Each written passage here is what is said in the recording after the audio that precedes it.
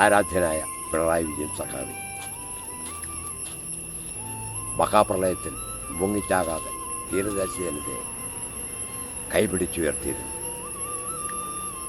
മഹാമാരിയിൽ തീരാവ്യാധികളിൽ നട്ടം തിരിഞ്ഞ മനുഷ്യരെ മരണത്തിൽ നിന്ന് കാത്തു സംരക്ഷിച്ചത്, മലയിടിഞ്ഞിറങ്ങിയ ഉരുൾപൊട്ടലിൽ നിന്ന് വയനാടൻ ജനതയെ രക്ഷിച്ചെടുത്ത് അവർക്ക് കയറിക്കിടക്കാൻ ഇടയുണ്ടാക്കി കൊടുത്തതിന് അങ്ങയോട് കേരള ജനത എന്ന് കടപ്പെട്ടിരിക്കുകയാണ്. ലോകത്തിലെ 4 ഭൂഖണ്ഡങ്ങളിലും പ്രവിശ്യ തലവന്മാരും ഭരണകർത്താക്കളെയും അവരുടെ ഭരണനേട്ടങ്ങളെ വിലയിരുത്തുമ്പോൾ പിണറായി വിജയൻ ലോകത്തിൻ്റെ നെറുകയിലേക്ക് ഉയർന്നേൽക്കുന്നു എന്ന് കാണാൻ കഴിയും. സഖാവി, ലോകത്തിൻ്റെ നെറുകയിലേക്ക് ഇന്ത്യൻ ലോക ജനത അങ്ങ് ഉയർത്തി കഴിഞ്ഞു. തെരഞ്ഞെടുപ്പിൽ വന്ന അല്പം ചിന്താക്കുഴപ്പത്തിൻ്റെ പേരിൽ അവഗണിക്കപ്പെട്ടുവെങ്കിലും സഖാവി, അങ്ങയുടെ ശബ്ദത്തിന് ഇരമ്പമായും കൈകൾക്ക് കരുത്തായും എന്നും കമ്മ്യൂണിസ്റ്റുകാർ നിങ്ങളുടെ കൂടെ ഉണ്ടാവും എന്ന് ഞങ്ങൾ ഓർമ്മപ്പെടുത്തുകയാണ്. മുൻ പ്രതിപക്ഷ നേതാവ് വി.ഡി. സതീശൻ പറഞ്ഞ ചില കാര്യങ്ങളെക്കുറിച്ച് സൂചിപ്പിക്കാതിരിക്കാൻ നിവൃത്തിയില്ല. പൂച്ച പെറ്റ് കിടക്കുന്ന കജറാവ് എന്ന് ആക്ഷേപിക്കുകയുണ്ടായി. തന്നെയല്ല, ഞങ്ങളുടെ കുഞ്ഞുങ്ങളുടെ ചോര വീണത് ഞങ്ങൾ കാണാതിരിക്കില്ല എന്ന് പറഞ്ഞിട്ടുണ്ട്. മാത്രമല്ല, പിണറായി വിജയൻ വർഗീയവാദിയാണ്.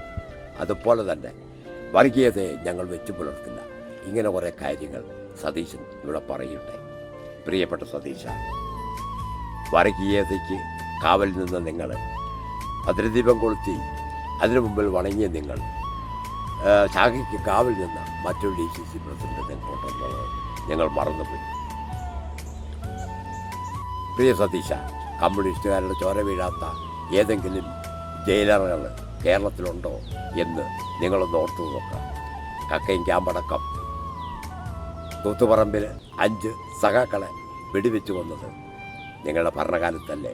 ചെറുകണ്ടനും അബൂബക്കറും കുഞ്ഞിക്കണ്ണനും അഴിമറിത്തിലേറ്റപ്പെട്ടത് എന്തിനു വേണ്ടിയായിരുന്നു എന്നുള്ളത് ഒന്ന് തിരിച്ചറിഞ്ഞുകൊള്ളുക. കേരളത്തിൻ്റെ ചരിത്രത്തിലേക്ക് ഒന്ന് തിരിഞ്ഞു നോക്കുന്നത് നന്നായിരിക്കും. ആട്ടം നിർത്തലാക്കിയത് മുതൽ കുടിയിളപ്പുകാരന് 10 സെൻറ്റ് ഭൂമി കൊടുത്തതടക്കം, കൃഷിഭൂമി കർഷകന് കൊടുത്തതും 10-1 പദമായിരുന്നത് 5-1 ആക്കിയതിൻ്റെ പിന്നിലും, മിച്ചഭൂമിയിൽ കൊടികുത്തി സമരം ചെയ്തതിൻ്റെ പിന്നിലും ഇവിടുത്തെ കമ്മ്യൂണിസ്റ്റുകാരായിരുന്നു. നിങ്ങളൊരു ചെറുവിരലണിക്കതായി ഈ കാര്യങ്ങൾക്ക് നിങ്ങൾക്ക് പറയാനുണ്ടാകും. നിങ്ങൾ ഭരിക്കുമ്പോൾ കഞ്ചാവ് നിറഞ്ഞിരുന്നത് കൊണ്ടാണല്ലോ 18 മാസത്തെ പെൻഷൻ കുടിശ്ശികയായി നിർത്തിയത്. വർഗീയവാദികളെ അകറ്റി നിർത്തുന്നത് കൊണ്ട് RSSൻ്റെ യോഗത്തിൽ നിങ്ങൾ ഭദ്രദീപം കൊളുത്തി. കോൺഗ്രസിൻ്റെ അഖിലേന്ത്യാ നേതാവ് ഇന്ത്യ ഭരിച്ചിരുന്നപ്പോഴല്ലേ 800 വർഷം പഴക്കമുള്ള ബാബറി മസ്ജിദ് തകർക്കാൻ മൗനാനുവാദം കൊടുത്തത്? അങ്ങനെ ഇന്ത്യൻ മതനിരപേക്ഷതയുടെ കടക്കൽ കത്തിവയ്ക്കാൻ കൂട്ടുന്നത് ഇവിടുത്തെ കോൺഗ്രസ് അല്ലേ? അതിന് മൗനാനുവാദം കൊടുത്തത് UPയിലെ മുഖ്യമന്ത്രിയായിരുന്ന കല്യാൺ സിംഗ് ആയിരുന്നില്ലേ? 4 ബറ്റാലിയൻ CRPF ജവാന്മാരും കേന്ദ്ര നിരീക്ഷകരും നോക്കി നിൽക്കെ കല്യാൺ സിംഗിൻ്റെ നേതൃത്വത്തിൽ ഭരിച്ചിരുന്ന ആ രാജ്യത്ത് RSSൻ്റെ കർസേവകർ 800 വർഷം പഴക്കമുള്ള ബാബറി മസ്ജിദ് ബോംബ് വെച്ച് തകർക്കുകയാണ് ഉണ്ടായത്. അതിന് ആ മതനിരപേക്ഷയുടെ കടക്കൽ കത്തിവെച്ചതിന് കോൺഗ്രസ് കൂട്ടുനിന്നതല്ലേ? നിങ്ങളാണോ ജനാധിപത്യത്തെക്കുറിച്ച് സംസാരിക്കുന്നത്? മതനിരപേക്ഷത്തെ തകർത്ത് ഇന്ത്യൻ ജനതയെ മതവർഗീയവാദികൾക്ക് എറിഞ്ഞു കൊടുത്തവരല്ലേ നിങ്ങൾ കോൺഗ്രസ്സുകാർ? കേരള ജനതയെ കൈപിടിച്ചുയർത്തി ഇന്ത്യൻ സംസ്ഥാനത്തിൻ്റെ മുൻപന്തിയിലെത്തിക്കും എന്ന് നിങ്ങൾ പറയുണ്ടായി. എന്നിട്ടാണോ വിഴിഞ്ഞം തുറമുഖ നിർമ്മാണത്തിന് എതിരെ നിങ്ങൾ സമരം ചെയ്തത്? തീരദേശ ശോഷണം പറഞ്ഞ് വിലങ്ങടിച്ച് മറ്റുള്ളവരുടെ കൂടെ സമരത്തിനിറങ്ങിയത്? പോലീസ് ജീപ്പും വാരിക്കോടും നിങ്ങൾ കടലിൽ തള്ളിയിട്ടില്ലേ? വയൽക്കിളികളുടെ കൂടി ഗെയിൽ പൈപ്പ് ലൈനിന് നിങ്ങൾ മുടക്കാൻ വേണ്ടി നിങ്ങൾ സമരം ചെയ്തവരല്ലേ? യാത്രാ ദുരിതം തീർക്കാൻ കൊണ്ടുവന്ന കേരയിൽ പദ്ധതി സർവേ കല്ലുകൾ നിങ്ങൾ വലിച്ചെറിഞ്ഞ് സമരം ചെയ്തവരല്ലേ? കോടതി വിധിക്കെതിരെ നിങ്ങൾ ശബരിമലയിൽ സമരം നടത്തിയവരല്ലേ?